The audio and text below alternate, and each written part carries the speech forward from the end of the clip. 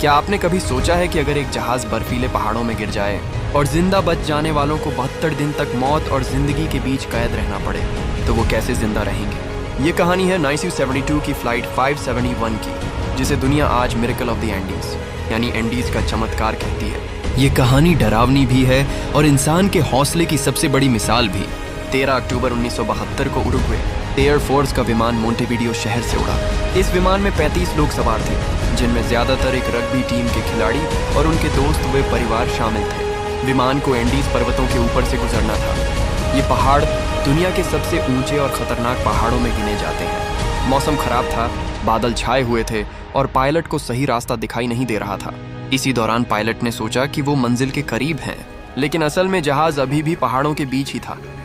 अचानक जहाज एक बर्फीली चोटी से टकरा गया। जहाज का अगला हिस्सा टूट गया, पंख बिखर गए और विमान एक बर्फीली घाटी में जा गिरा।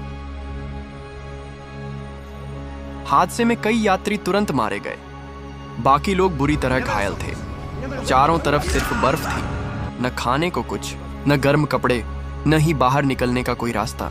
जिंदा बचे लोग एक दूसरे की मदद करने लगे। उन्होंने जहाज के टूटे हुए हिस्से को शरणगाह बना लिया। दिन में बर्फीले तूफान और रात में असहनीय ठंड उन पर हमला करती रही। पहले कुछ दिनों में उन्होंने जहाज से मिली थोड़ी सी चॉकलेट और खाने की चीजें इस्तेमाल की, लेकिन जल्द ही सब खत्म हो गया। अब सवाल था, भूख से कैसे बचें? दिन गुजरते गए। बर्फीले पहाड़ों में जिंदगी एक डरावने सपने की तरह थी।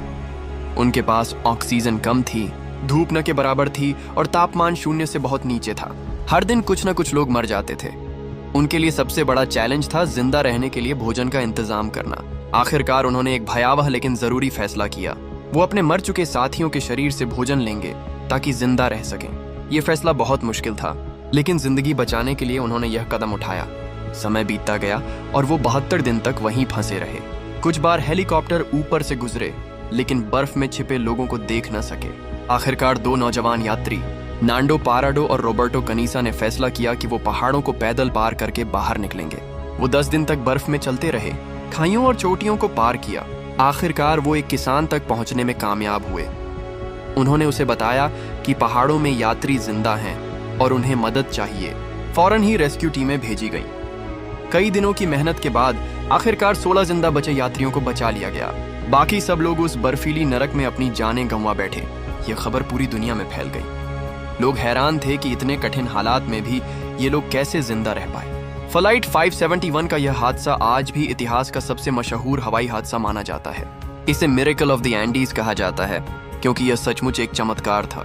यह कहानी हमें यह सिखाती है कि जब हालात नामुमकिन लगें, तब भी हिम्मत, हौसला और उम्मीद इंसान को बचा सकते हैं। ऐसी और सच्ची कहानियों के लिए हमारा पेज फॉलो करें।